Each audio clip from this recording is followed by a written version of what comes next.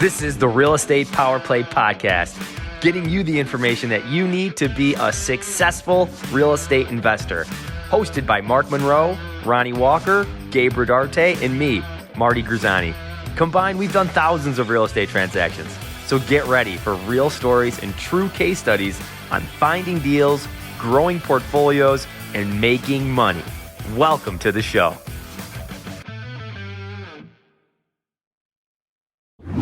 Good morning, everyone. Facebook, YouTube, I hope you guys are doing amazing.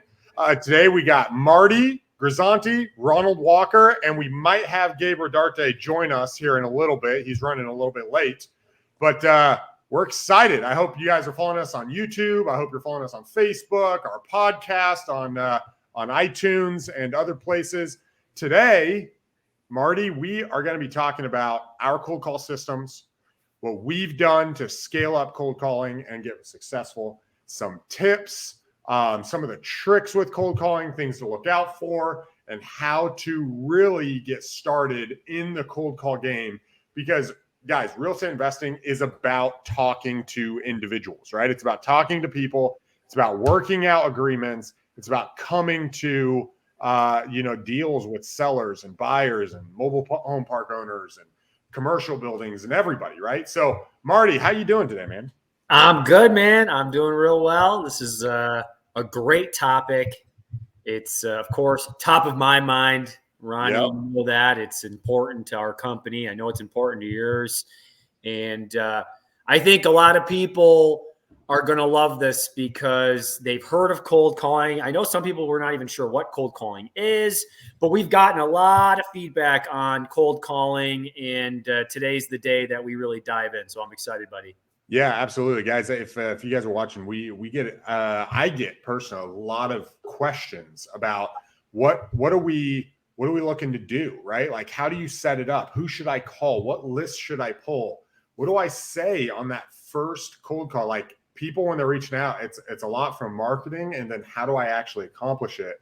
These are, what's up, Mark? How you doing, man? Hey guys, how you doing? I get a lot of questions, bro. Like, I get just from how do you set it up? How do you be most effective? How do you delegate? And what that looks like. Because let's be real, like, talking to people, getting leads is one of the first steps. And sometimes it's the hardest thing to do, right? Like, it's the hardest thing to do. So again, we're talking about cold calling. So Marty, I want actually, Mark, I don't know how much cold calling you're doing, bro, but I'm glad you jumped on here because this dude is the system master in making sure that things get pushed through. And part of cold calling is the system creation. 100%. So Mark, how you doing, man? Why don't you give us a little intro, bro? Hey, I'm doing well. I'm doing very well. Cold calling. I have it really set up, automized, systematic for, mainly Podio for my VAs. So I have it set up in there. So when they, especially follow-up phone calls, and I mentioned this several times, like how many people you talk today, you pitch, about 70% of them, they don't move ahead, but 70% end up coming anywhere between 4 to 6 months. So we have to have a good system to follow up and cold call those leads back. So what we do is we just set it up for a long-term follow-up. And then on my in my Podio, every day it comes up as today's calls, and then just go ahead and call those callers back. That's really the good system how I do for my VAs. But yeah, cold calling is great. Also, I always tell people when you're getting ready to do cold calling is, pick up the phone and call a buddy first and warm up. It's just like, the professional, sports players, tennis players, basketball, they're always warming up before they start making those calls. So pick up the phone, call buddy, or if your buddies are all tied up, jump over onto like one of the, the FSBO websites and just call some sellers for sale by owner to warm up a little bit. That's awesome. So, all right, Marty. So cold calling, man, when you're jumping in, you're getting started and you're getting ready to reach out. I mean, why cold calling over other channels, right? Let's start there. Like, why would you decide to jump into cold calling, and why do you think it's most effective? Yeah, great question. For me and my partner, Matt, and our company here, cold calling was just natural to us because we had spent 8 years cold calling.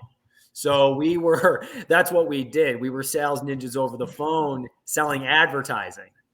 And if you know anything about selling advertising, nobody really wants it.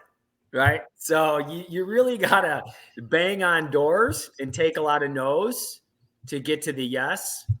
And that's where we got the aha to go, why don't we take what we're doing at our company where we were working and use this, because we had started real estate. We started doing real estate investing, started doing a little wholesaling, some flipping. We were buying some houses, but we didn't have our full bodies in the water. We wanted to just jump right in. So it was more of a, this is what we know, and we don't really know anything else, and we're decent at it. Let's just go right in and start this for just real estate 100%.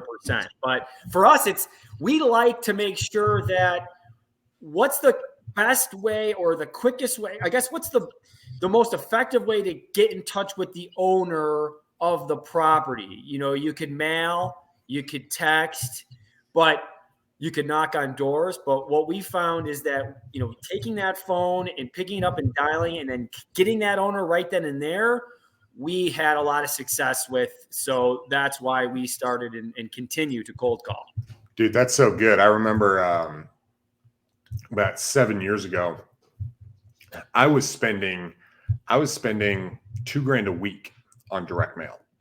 And I mean, it just felt like writing this check. Another thing hits the credit card. Another thing hits the credit card. And yeah, you have stuff coming in, and the leads are really good from direct mail, but you call them and then people are, cussing you out, and you're like, yeah, I'm looking to sell, setting an appointment. And before you know it, $8,000 is gone, right? Before you have a deal. And then you might have 3 deals on the table and you sign them, and then it takes 30 days to close. And what happens is you're 2 months in and you're $20,000 out, and you might have 3 deals on the table, but you haven't realized any money, right? This literally this has happened to me a long time. So when I was thinking about it, when I first got into cold calling, I was not a cold caller. I did not want to do that, right? I was the opposite of you, bro, right? I was like, screw cold calling people. I don't want to get yelled at all day. And what I realized is once I skip traced numbers, right? I pulled addresses, which I was already doing. I was already paying money on data pulling. And then I was direct mailing them. But that was my only time touching base with them. So I decided, man, I need a way of lowering my cost and increasing my response. And what I realized is that cold calling is an investment in my energy and my team's energy. But if we increased from like a 1%, 2%, 3% response rate on postcards to like a 12% response rate when you talk to the people who answer and who you're working with from a cold call perspective. And we didn't have the reoccurring cost of having to mail the same guy 7 times at 39 cents a postcard or $1 for an actual letter that we were doing. And so when I started cold calling 7 years ago and I started adding that, I had to take the approach of, man, this is drastically lowering my cost per deal and the speed from when I spend money to when I make money.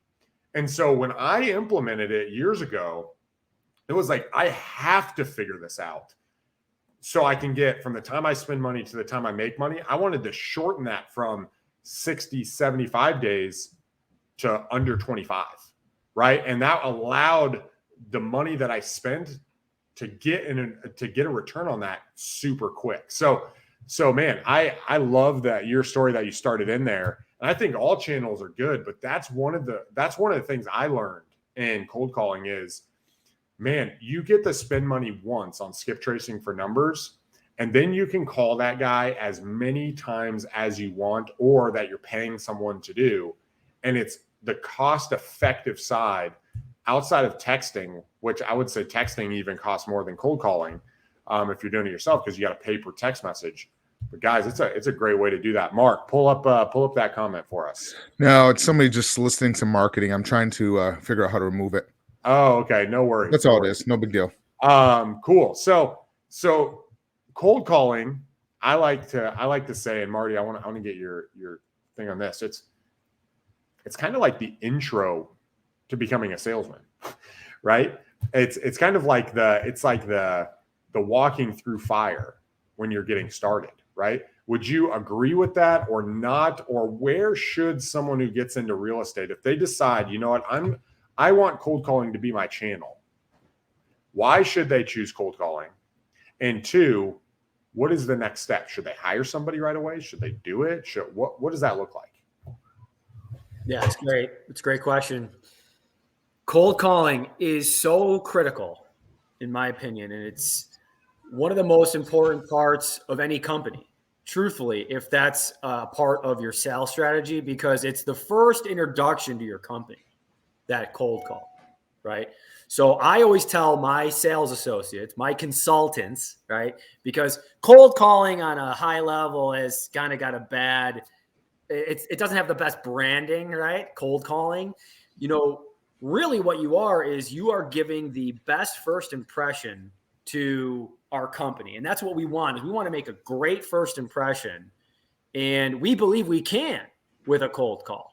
And it doesn't have to be cold. It can be warm, right? We try to make these cold calls warm calls. And we do that based on a couple different things. Number one is we like to do it based on the way that we're interacting, the way that we're just changing up our tone, I always tell my callers to stand up while they're dialing. I want them smiling when they're dialing. I want that to be, so when someone picks up for that first time, although they may have said their introduction 2 or 3 times, I want that to be like, oh my God, that's the first time that this person's ever heard it. So I want you to knock their socks off with that introduction. So I'm very much a big believer in cold calling, just in how important it is. But yeah, the other thing is, why would someone want to go and start cold calling is because it's, for me, you can take very quick action at it, right? So I like action. I like to get on there and start making something happen and just trying to will my way to a lead. And you can't really do that with a postcard, right? You can't really do that with a text, because you have to get them to respond. On a call, that there's going to be a response because they picked up, right? So it's a little bit, nuanced, but there's a lot of differences. And I think probably the best way to get in touch with the owner is picking up the phone and calling. I love that. Mark?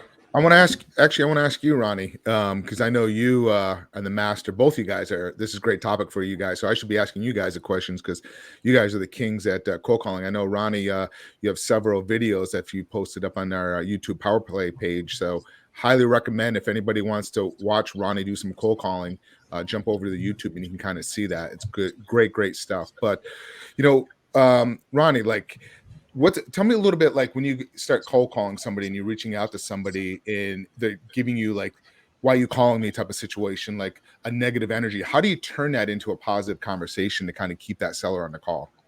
Yeah, that's a great question. So when you're calling and someone turns, opening line, you got to remember when I'm cold calling someone, I'm interrupting them. Right? Like I'm interrupting them.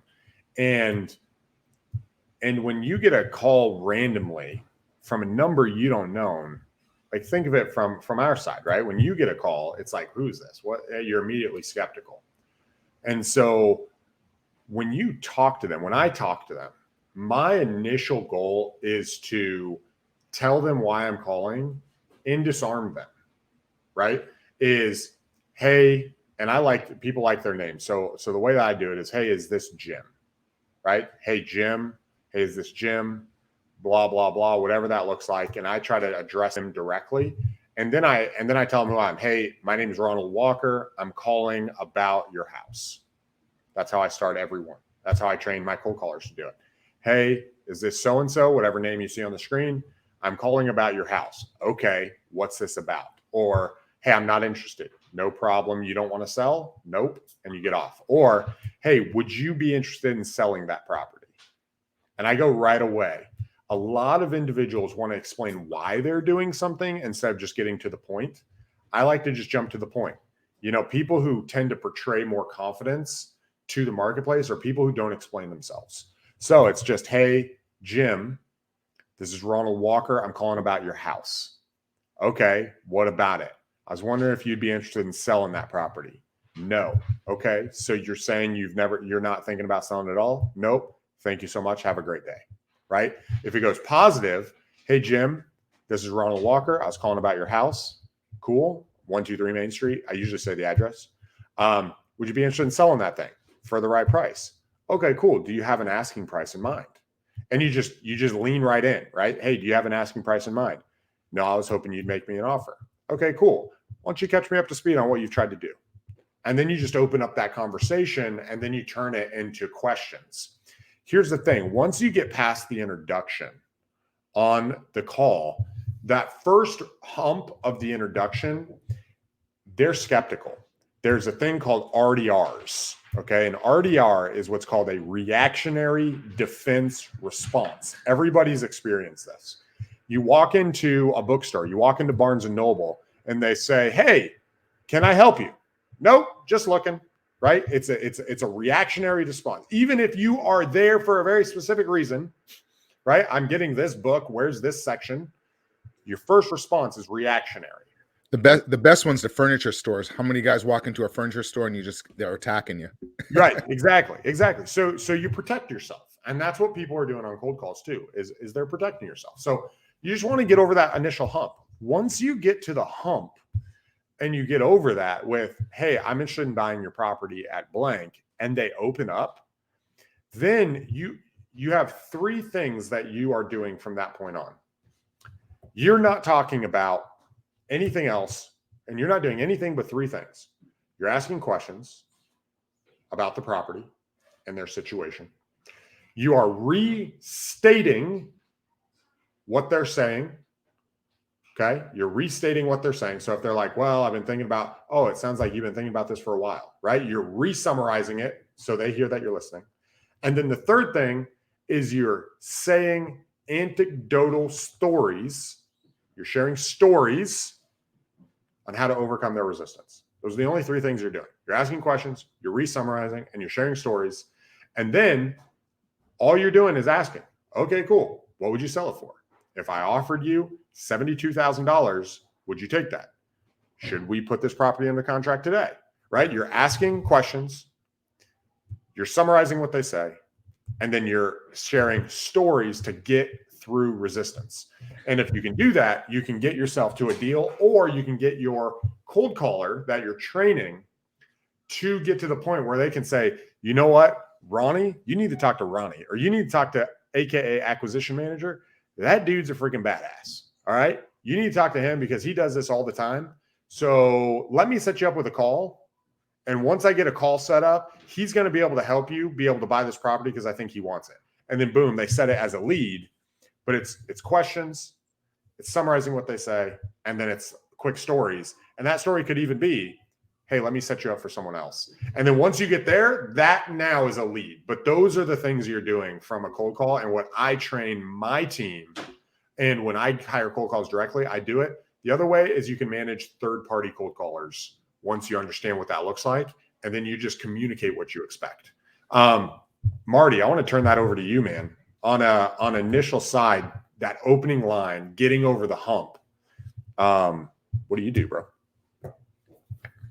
Yeah, and I think what Ronnie said is really good. You know, you really want to ask questions once you get to that initial, right? But you're asking questions, and when you're restating or mirroring in a way, you know, Ronnie also kind of mentioned this. In a way, you're labeling the problem that they may be having. Sounds like that's been a problem for you. So is that been causing any personal problems in your life, right? You know, at this point, you can really, they're on the phone still, right? So once you get through that initial, they're on the phone with you, and it's you and them. It's completely your own conversation, and now you're in the mode of taking in information from them. So you need to be, number one, really just into listening on that point. So you got to be a really good listener. The best salespeople are the best listeners. So excellent, Ronnie. One of my things that we do is, and we don't like to overthink it, is we just like to call, and I'm assuming it's Bobby. Hey, Bobby, it's Marty. How you doing? Like I'm a long lost friend that they forgot about. Hey, Mark, it's Marty. How you doing today? Hey, Mark, it's Marty. How are ya? You know, and I like to play around, right? It's cold calling. It's not rocket science. It's not brain freaking surgery. Have fun. You know, have a little fun while you're doing it. But yeah, I just make it real simple. I'm just assuming, hey, Bobby, it's Marty. How are ya? Good. Marty, Marty with Upstate Home Buyers. I was just giving you a call about the property at 123 Main Street. I was just making sure. Is that still something you're interested in selling? And they may have not, you know. And again, I'm assuming that they're interested in selling. You know, and so you come at it like a different way. And again, not every way is going to get them to go, yes, I want to sell to you right now, right then and there. But you can kind of play with it and kind of see what the best. But yeah, at any given time, I think one of my favorite lines is just the way because what works for me is going to be different than what works for Ronnie, right? Ronnie's not going to be able to do what Marty does. And I'm not going to be able to do it what Ronnie does. But I like to just get on there and be quick. Hey, Mark, it's Marty. I was just calling you. I was just curious. Are you still interested in selling your property at 123 Main Street? It's good. And we'll see what happens from there. And then we'll go from there. I love that. So who wants to jump in there and answer Ken's question? You want to handle that one, Ronnie? So I was pretty consistent for like 60 days. Then one day a landlord ripped me a new one. Afraid of the phone. Got to get back into it. So Ken, I actually love that you put that there because one, every single person on the planet that has made cold calls deals with this. And what he did when he ripped you a new one, he's frustrated, right? And so this is really, it challenges your conviction. Someone rips you a new one and you really offend somebody, not only can it make you feel rejected, I felt this way, right? But it can also be like, man, I don't know if I'm wanting to call the next person. Like, do I really believe in this? Right? Do I really believe this is the right thing? And it challenges your conviction. And so one of the things I like to say, and I like to tell people is one of the things that cold calling does, there's a guy I've been listening to lately. This is not my phrase, but he's been listening to. He says, the work works more on you than you do on it. And what he means by that is when you're cold calling and when I'm cold calling, I'm developing traits as an individual that I otherwise didn't have. And the main trait outside of the skill of sales is courage. I'm developing courage by calling someone I don't know and grit of just plowing through it. And so it's natural. It's normal for something bad to happen and you to get out of the game. But the longer you're out of the game, the less you're productive and the less results you're going to get. So the quicker you can get back in and you can get a win, man, think of when you win. You win and then you win again and then you win again. Man, I've had days where it's like, boom, I got one contract. Boom, I got two contracts. Boom, I got three contracts. It's like, boom, this is awesome, right? The whole day is amazing. I walk upstairs and tell my wife, I'm like, yo, we got three contracts, right? And you're like on a roll. But then all of a sudden, somebody calls you on another deal and it's like so-and-so canceled. And you're like, and you die, right? Emotionally, you just completely implode. And the rest of your day is shot. And it's that momentum that you create by having success.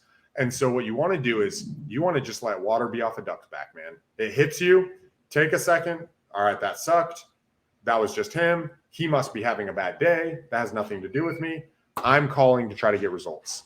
And what it does is it works on you, makes you a better business owner, a better salesman.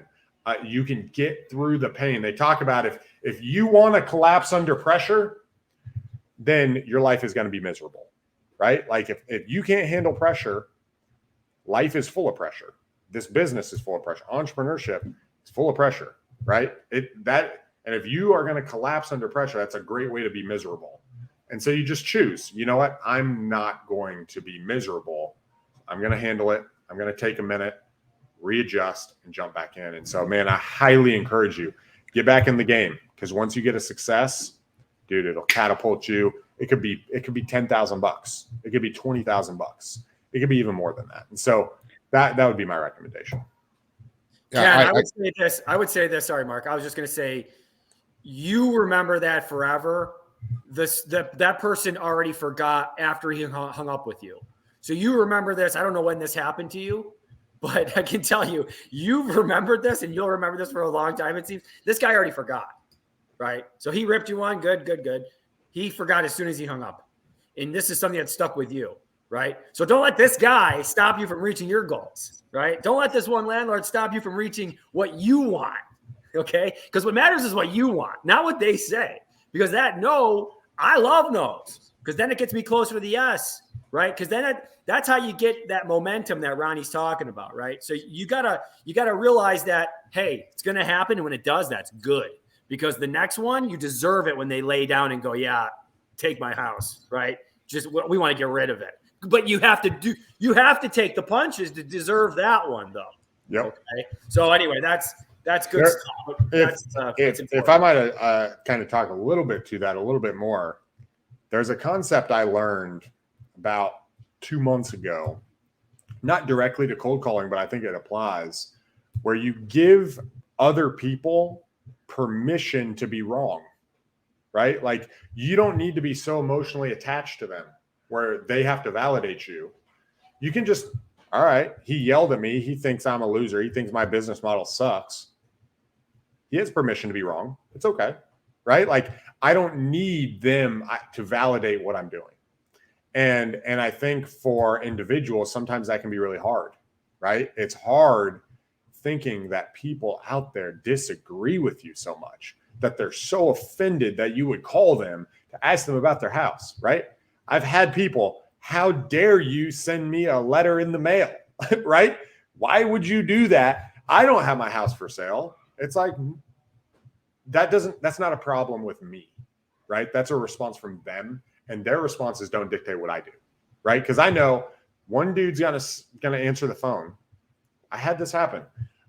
We did a cold call. We bought a deal from a lady on Henry Street in Muskegon, Michigan. We called her, and she was like, "Who is this?" It's like, "Hey, you interested in selling?" "Yeah." It's like, "Yes, I need to sell." I was like, "Okay, well, what's going on?"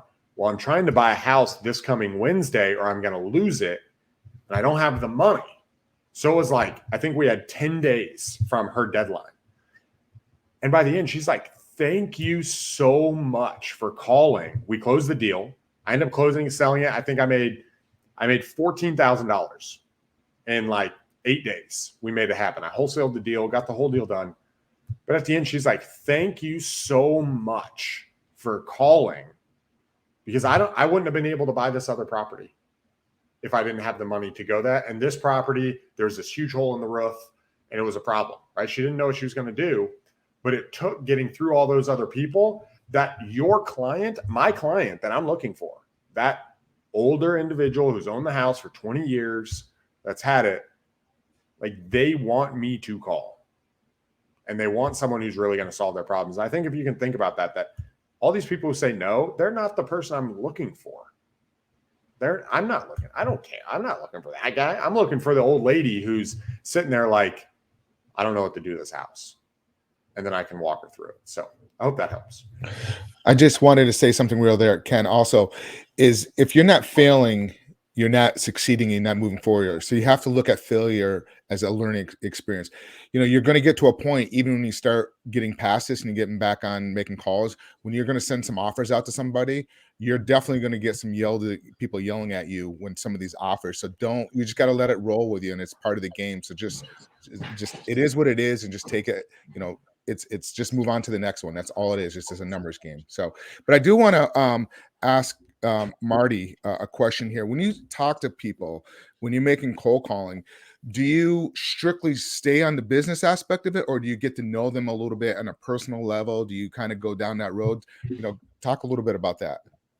Yeah, absolutely. And part of it is, like Ronnie said, you want to get into the business right in the beginning, right? So as soon as they are even going to like open up about the property, then we can start asking the questions of the property. But what happens when you're asking the questions is you're building rapport.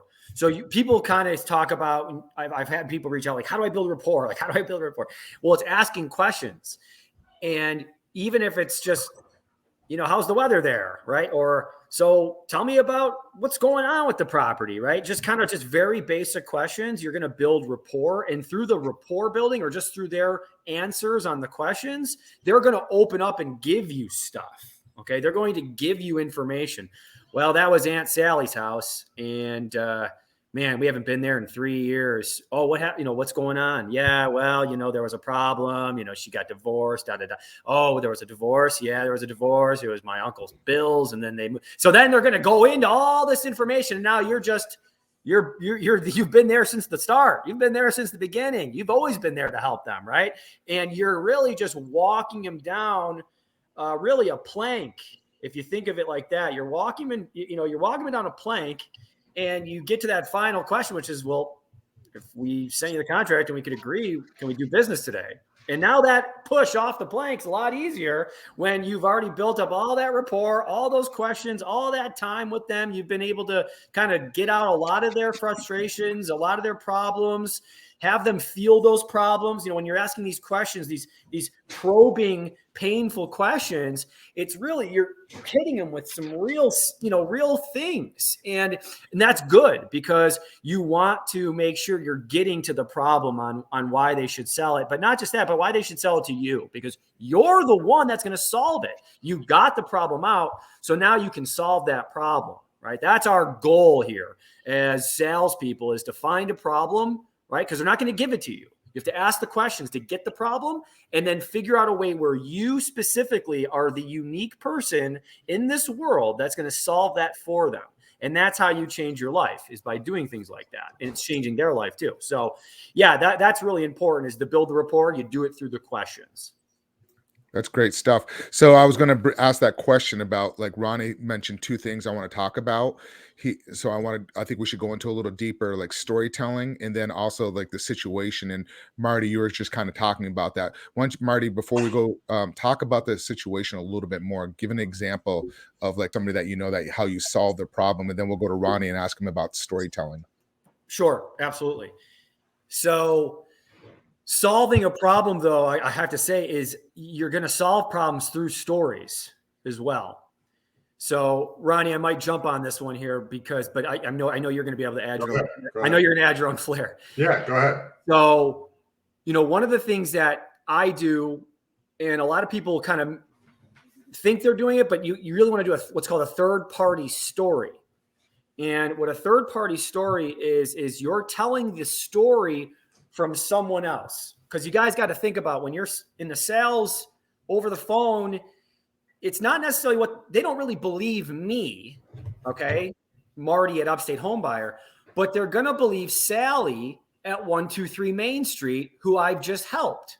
That's who they want to hear about. They don't care about me. They want to hear about Sally and what happened to her. So I'll say something like this, Mark. Here's an example. All right. I'll say, Mark, I know you're obviously, looks like you're going through foreclosure. I got to be upfront with you. I actually just worked with a seller. I'm not going to say her name, but she's on 123 Main Street. Do you know where that is? It's right up. Yeah, it's across. Exactly. It's in Rochester. Yeah, you know exactly where it is. So one of the things that was her problem, she goes, Marty, I can't keep up with this anymore. She goes, I can't do the plowing any longer. She goes, the mortgage was one problem. She goes, but now I have all these other deferred maintenances I can't take care of. And I'm sure, Mark, that's got to be the same for you, right? It's not just the mortgage anymore. And so I am just relating that story to them because, again, they want to hear what's going on. Okay, you've already helped someone in this exact same experience. You've already done this before with somebody else. Awesome. So I know you're going to be able to help me. So I really like to use third-party stories. And it's like, and here's what she told me, Mark. She said, Marty, I am so done. See, I'm saying my name. I'm saying my name because that's the third party. I'm talking out of my voice, but it's Sally who's talking. So she would say, Marty, I am just so done with this house. It's been a problem for us. It's a huge pain, and I need to be done with it. And Mark, I know that's probably the same for you. And now I'm assuming it's the same for Mark.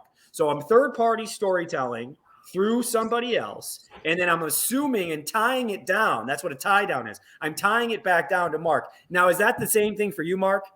Right. So now I'm going back. So I'm storytelling, and then I'm going to tie Mark back in, saying, "Now, is that the same for you? Is that a similar experience you're going through, right, Mark?" So now I'll even say right to make sure they go right or yes, and you can kind of hear them just go, "Wow, that is what I'm going through." So when you do that, it's not every time. You're not going to. They might tell you, "Well, it's not actually that, Marty. It's this, that, and the other." And now I can go back and use that, this, that, and the other from a different story. Okay, well, then it probably sounds like Jerry at 456 South Street. I just worked with them, and that was a probate situation.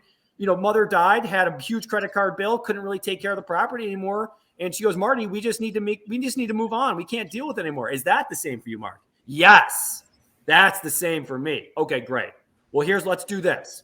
Let's find a time. Let's get out there. Let's talk about it. Let's meet. So I'm a big storyteller. I think it's the most important part of the sales process is storytelling through other people's experiences. I know that's a little long-winded, but it's important to know the difference between a storytelling and then third-party storytelling. Ronnie, what are your thoughts? I love that. I think what you said is absolutely killer. I think what we miss as when we're in the deal and we're new is we're not trying to be people's friends. I did this for a long time. When I first started, I wanted to be friendly with them, right? I wanted them to like me. Think back when you're dating, right? Or you guys who are dating or not married, and you're out there, trying to meet a girl and you're connecting and you're trying to be likable, right? And then all of a sudden you get put in the friend zone, right? It's like, oh man, that's not what you want, right? Because you're not being credible. You're not being authentic. You're not sharing what you want. And I think the benefit of the stories going back is you're able to clearly communicate. Like the story is a vehicle to communicate either a value or what you're going to do for them. And that's why it's so powerful, right? So as you're asking questions, as you're re-summarizing, when they say, well, what about blank, right? Well, hey, Ronnie, with the owner finance deals, can you guarantee you're going to make my payment every month? I don't want this house back. And I could say, no, Mr. Seller, I can't guarantee your payment. And now it becomes a roadblock. Or I could share a story. I could say, you know what? That's a great question. Okay. So here's the reality. We buy owner finance properties quite often. I've got a number of them around. I've done over 200 owner finance properties in my career at this point. Here's how this works. So I'm making payments to banks, and then I have sellers buying from me. So here's what happens. Imagine that 150 of my people are at the Dallas Stadium, and they're sitting at the Dallas game, and a comet comes out of the sky, and it smashes into the stadium, and it burns down, and everybody dies. Okay? Well, now I've lost income on 150 houses.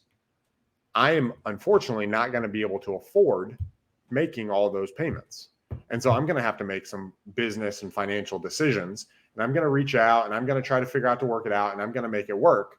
But that is why I can't guarantee it, is because there's no way to predict a tsunami hitting the coast of California. And what it does is in their brain, they're like, oh, that makes sense. Right? That's what they're saying. And you're like, so in all reasonable estimation, I'm going to make your payment, but I can't control the marketplace. And what you're doing is you're just answering their questions instead of saying a statement that a hole can be poked through.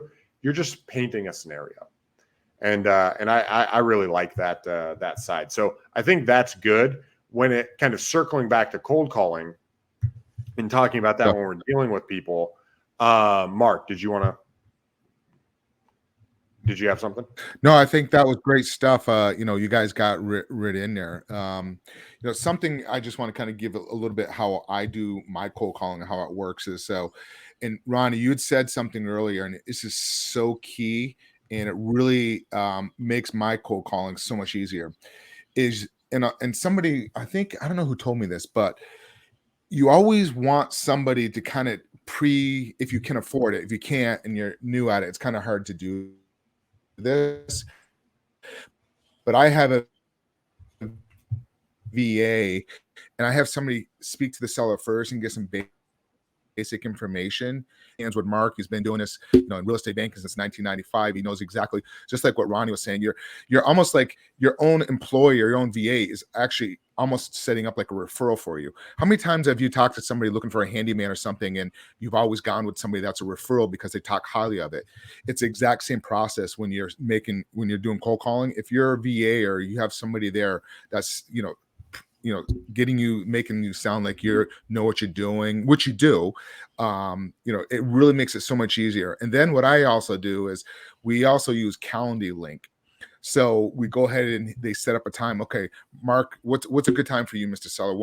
When can Mark call you back? Okay, 6 p.m. tonight. Okay, perfect. So they'll go ahead and set it up at 6 p.m. And then on my Calendly, it will send out text messages to the seller. Hey, Mark's gonna be calling you in an hour. Mark will be calling you. So they know my call is coming. So it's already warmed up for me. So it's a little tip. That's kind of what I do. And it's really changed the cold calling. Let your VA do a lot of that. And hey, VAs, they take punches as well. So that's part of the game. But great stuff on that. What about the sellers? You guys talk about also finding out the situation. Like, how do you feel about sellers? I'm going to go back to Ronnie on this one, with the sellers holding their cards, trying to get them to open up. Because a lot of times, in the first phone call, they're not really telling you the truth of really why they need to sell. That's a great question. I think my response in the past, let me put it that way. I don't know everyone's response. My response in the past was to try to explain why I'm looking for information, right? Like, hey, can you do this, or where are you at? And then you kind of avoid what the real issue is or the real question. What I have since done that's been very effective is just be very direct. And then if they pull back with them. I'll give you an example. Hey, Mr. Seller, what's the asking price? I don't know. Give me an offer. Okay. Are you looking to sell or no? Well, I would take an offer. Okay. I'm not really in the business of giving offers. I am wanting to buy a property. It sounds like you're not ready to sell. You want to call me back when you kind of get a price in mind? See how I just pulled back? Now I'm not explaining. It's just okay. I'm not pushing when they threw up a wall. And what'll happen is either they will break and be like, no, I just really don't know the price. We do want to sell. Or they're going to be like, yeah, no. And then they'll get off. So I think when you hit that initial wall, a lot of us just want to keep being positive and okay, well, what about this? What about this? And really in their head, they're saying, dude, this guy's whack. Just whatever. They're going to say no matter what. Because you could say $1 million and they're going to be like, no, right? You could say 700, you could say 500. It doesn't matter what the price is, right? So I think a lot of it is just getting the expectation and reading the other person. We have a comment from Ken. He said, is there any good books on communication and sales? There's a ton of good books on communication and sales. I think my favorite book for real estate is going to be Never Split the Difference. I think is a really, really good one to start with. Never Split the Difference will give you a lot of just techniques and very practical and things you can immediately add to your arsenal. I would start with that one, and then I would do Pitch Anything. Pitch Anything does framing, and then Objections by Jeb Blount. Those are the ones that I would jump into initially. So, Marty, do you have anything to add to that? In regards to the books or the either one. Yeah, where to get information. I never split the difference, but certainly there's real estate specific or wholesaling specific questions that you're going to get that you can find on YouTube. And really, guys, the best way of learning is by doing it, right? We get we really start to rack our brains on how to become the best salesperson. It's by going and doing it and actually calling and getting your own stories, right? So you could use my stories, you could use Ronnie's stories, Mark's stories, but what you want is start getting your own stories. And how you get your own stories is by just going out there and calling. Right. And one of the things, and I've said this before, is that you're going to learn a lot through cold calling. You're going to talk that landlord who beat up Ken a bit on the phone. There may have been something he gave you beforehand, right? Just to take, nothing that you did wrong. Like he was going to hang up on you regardless, but maybe there was something you could take from that conversation so that when you talk to your next landlord, you could bring up, maybe maybe it's like in Rochester, the eviction problem. This guy hung up on me, but then I go, hey, it sounds like you're probably having some problem. Are you having a problem with the eviction? Like a lot of the other guys I'm dealing with and talking to? Yeah, I am. All right, now you got it in, and now you can talk, and you can. So that's what I'm saying is like you can learn a lot from the cold calling. You can learn a lot about the business. You can learn a lot about the industry through cold calling. So yeah, that's what I would say is really read some books, right? Great, good stuff, but get on the phone and take some action. 100%. And I think when you're doing that, so the next step after you start cold calling and you start learning is really, okay, if this is going to be a consistent channel, how do you systemize that cold calling, right? And once you systemize that cold calling, that's creating a lead gen output. And one of the things with lead gen and marketing, now we've talked about marketing in the past, so go to iTunes or go to our YouTube channel and look at it, because we've talked a lot about the marketing channels and building that out, and cold calling has been a part of that. And look for the marketing and the lead gen sections, because we really dive deep into that.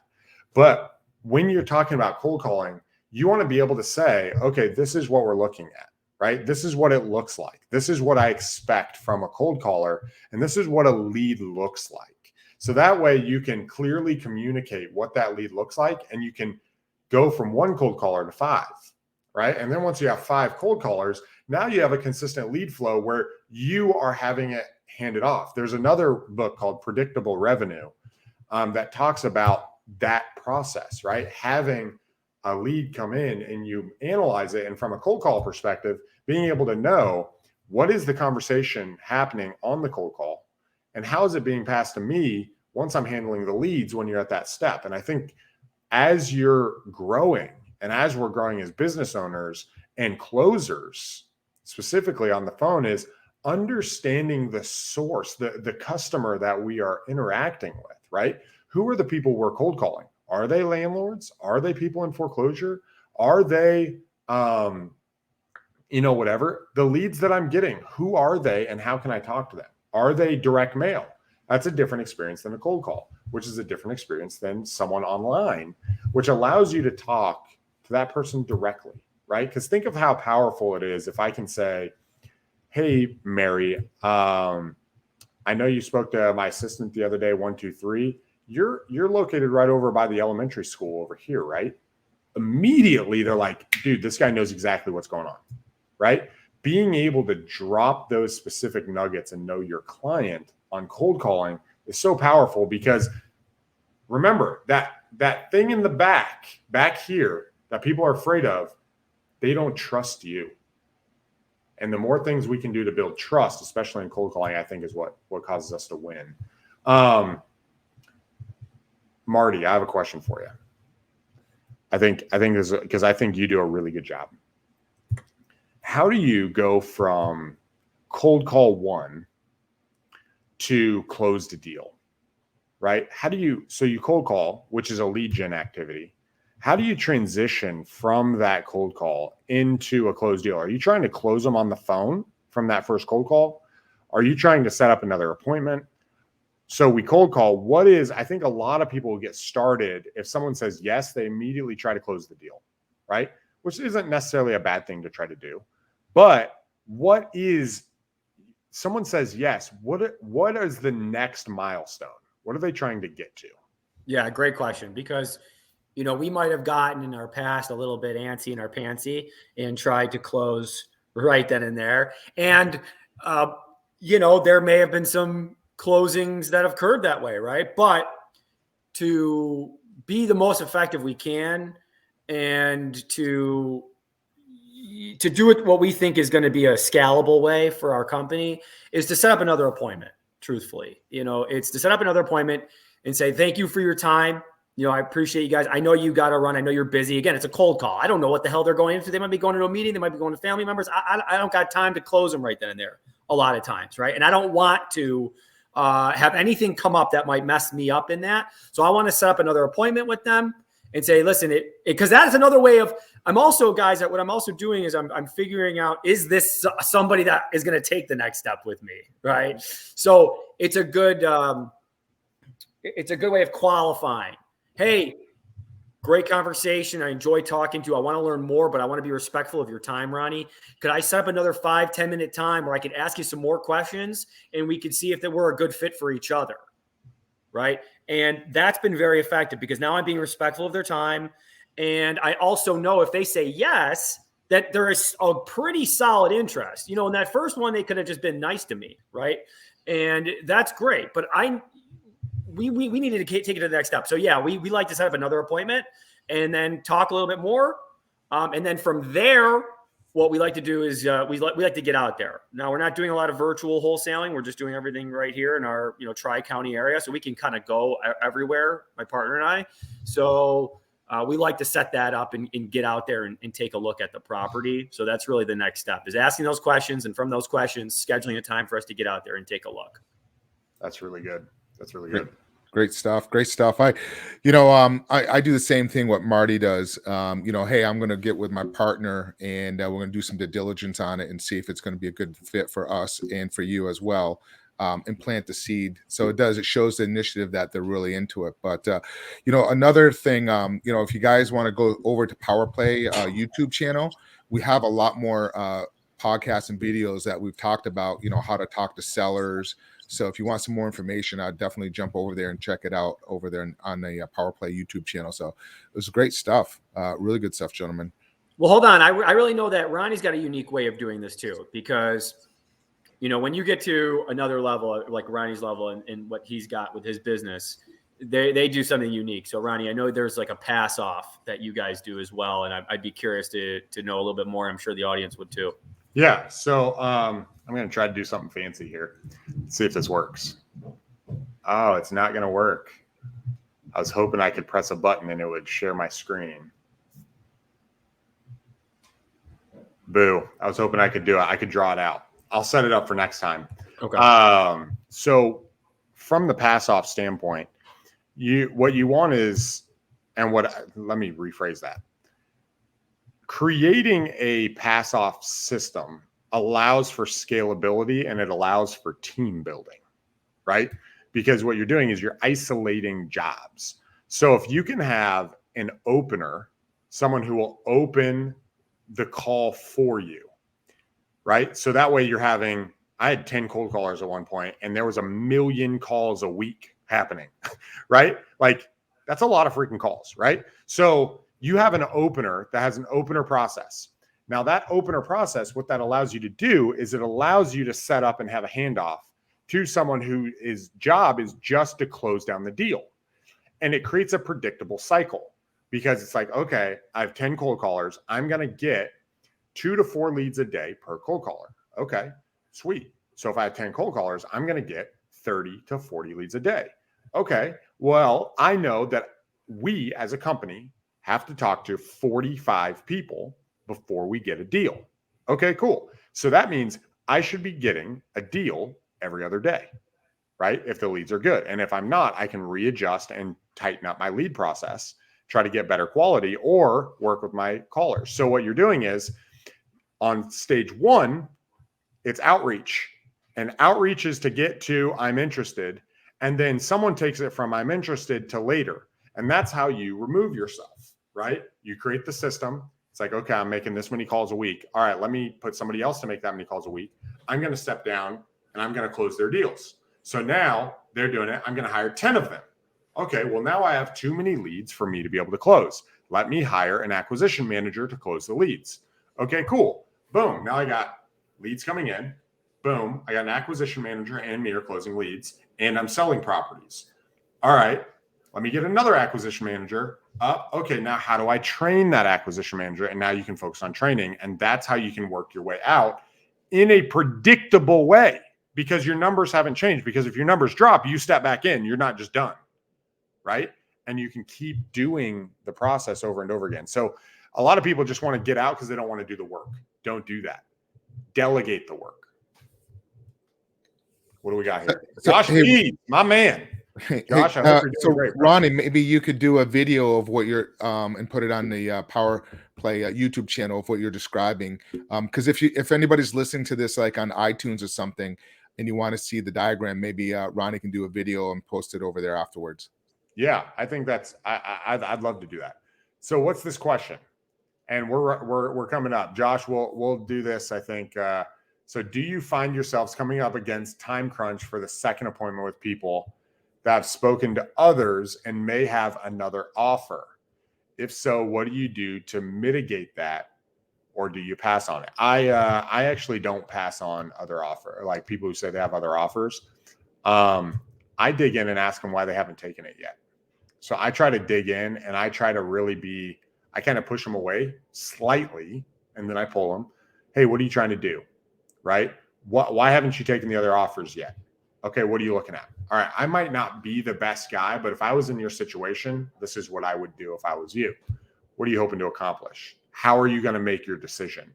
And then I try to work as a counselor on them, Josh, and reach out to me. I can do a video on that, right? How to do it when they have multiple offers on the table.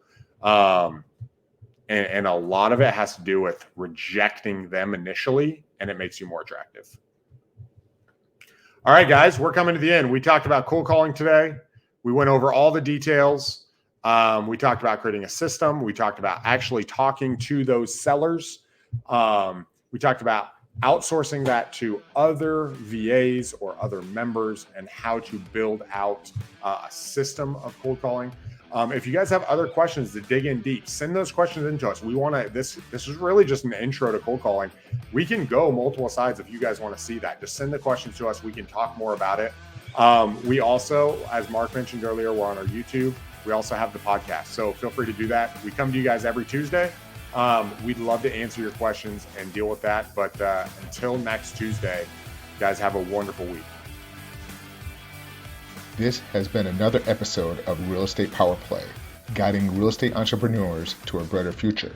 If you liked what you heard, consider subscribing wherever you listen to your podcast or follow us on YouTube at Real Estate Power Play.